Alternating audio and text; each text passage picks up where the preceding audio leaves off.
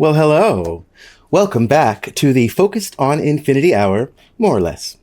I am your host and director, Logan Grendel. And tonight we are going to have listen, every night's a special show.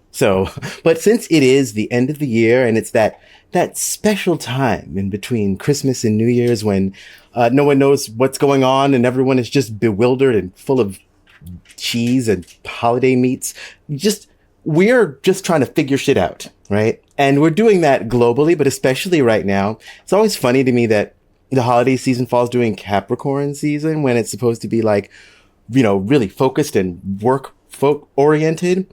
But really what this time comes down to a lot and why it really makes so much sense for me that this is Capricorn season is that it's a time to take stock of things. And Capricorn's also an earth sign, right? Quiet as is kept. Capricorn works the hardest, but they also play the hardest. They also chill the hardest, right? It's definitely a work hard, play hard, the work hardest and play hardest of the zodiac. And that's kind of what this time is. And we're all just exhausted, right? And we know the calendar year doesn't mean anything. And, nothing really starts anew on, the first of the year in a couple of days. But this is a great time to slow down and take stock of things, because we don't get a lot of time for that, because we have to just keep going. And really, the holidays, it's like the only time where we get to slow down just a little bit, just a little bit. And in so doing, for this show, I'm bringing you a bunch of tales from the Grendelverse, which is one of our segments, which I usually tell you a story or something from my life that you probably didn't know, which is a lot of things. But this time I'm going to share with you a few things. And it's going to be from different places I have been, different things I have been, because your girl wears a lot of hats. I do a lot of things and I have done a lot of things. And I want to bring more of those together in this season of my life on this show. I have learned so much this year, and some good things and some not so good things. I have learned that it doesn't take feds to try and, take apart things that have been built by the people, because sometimes the people can do that just fine by themselves. But I've also learned that you find out who your real people are. You find out who is really there for you and who's just there for the party, who's just there for, this is the social thing that everyone's doing, or this is, I finally found a group that I like, but any of the individual people I don't really care about. Like, you really find out who rides for you when things are tough, when things get a little bit weird. And now's the time to take stock of that. Now's the time to really take stock of who rides for you, who really shows up for you, not just the people that talk the most, right? Not the people that show up when you have tea to spill, because they're there for the tea. Okay, they're there for the tea service. They are not there really for you, right? The people who show up quietly, day in and day out. And listen, them showing up for you may not look like them reaching out to you. What it really is them being consistent in your life, right?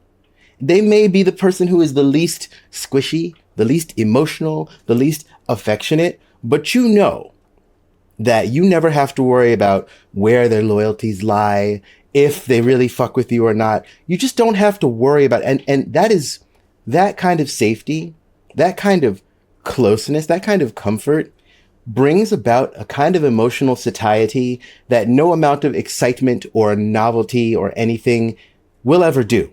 And that's another lesson of this time. Think about the people who you want to go into the winter with, right? Think about the people who you're really going to be spending time with as the winter gets colder and the nights gets longer. And it's like, I'm not going anywhere, but you can come over and get under the blanket with me with some popcorn and we can watch, Lost Boys or Troll or some other wild horror movie that I love.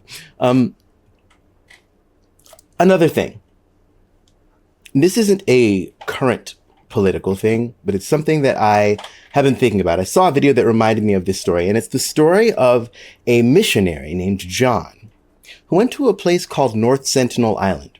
If you don't know, North Sentinel Island is one of the last uncontacted tribes on the planet, right? So it's like off the coast of India, pretty far off the coast of India, and there's a series of islands near it that you can go to, but North Sentinel Island you cannot go there. And it's not just because the people don't want you there. It's because the last time they had people there, disease almost killed off everybody on the island. So if they see you coming, it's on sight. It's on sight.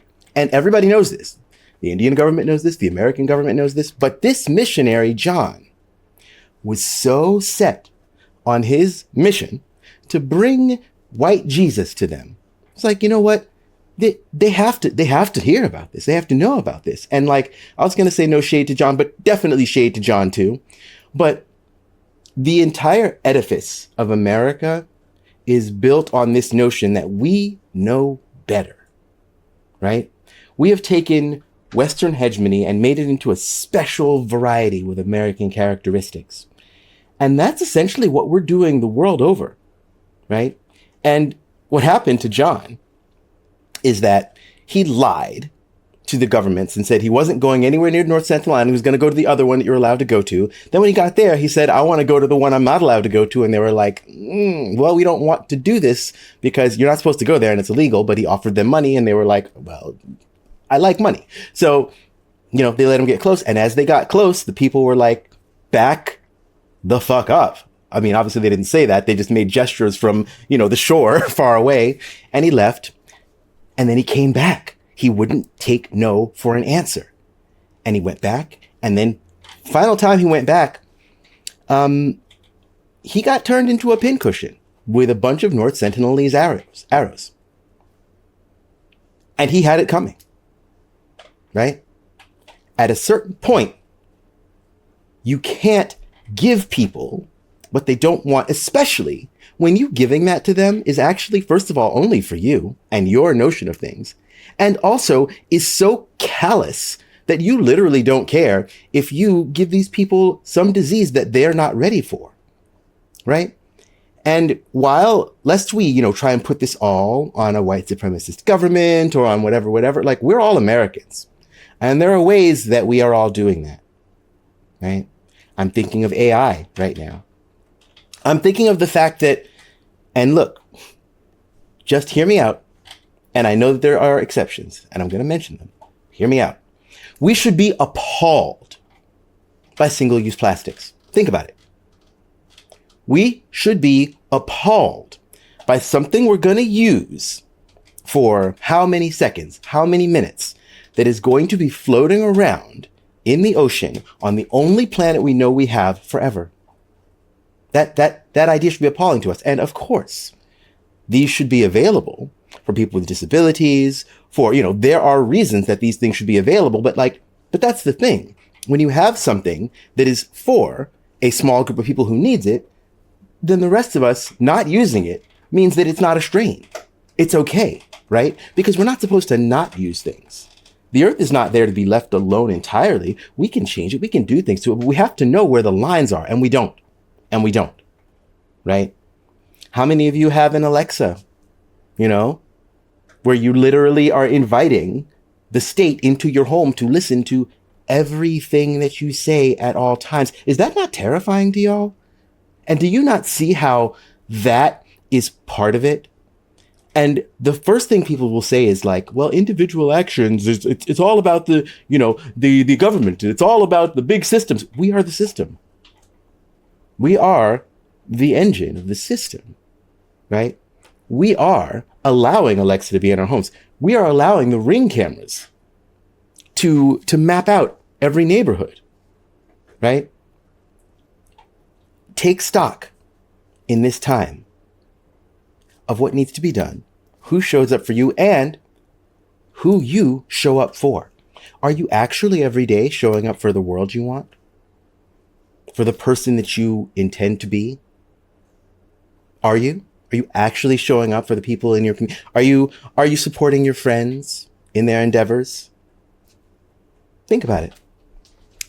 Think about it. So we're going to get into our show, and there's going to be a lot of different variety of things and a lot of different things from me personally, because I want to share more of my life with you and more of the things that I've done with you. And also, those of you who know me, there's a lot of ways you don't know me. And I want to introduce you to more of that, right?